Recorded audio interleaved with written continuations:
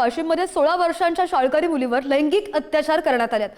आरोपीकडून चाकूचा धाक दाखवून अल्पवयीन मुलीवर अत्याचार करण्यात आलेले आहेत आणि आरोपी मुलीला घेऊन जात असल्याची सीसीटीव्ही सुद्धा फुटेज आता समोर आल्याचं पाहायला मिळत आहे। वाशिमच्या सवड परिसरामध्ये ही धक्कादायक घटना घडली आहे आणि रिसोड पोलीस ठाण्यामध्ये अज्ञात नराधमाविरोधात गुन्हा दाखल झालेला आहे। बातमी पाहतोय वाशिममधून।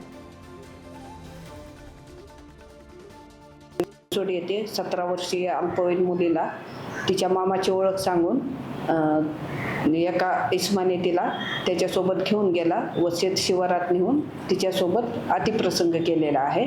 अशा रिपोर्टवरून पोलीस स्टेशन रिसोडला अपघात क्रमांक 101/2025 कलम 64 351-2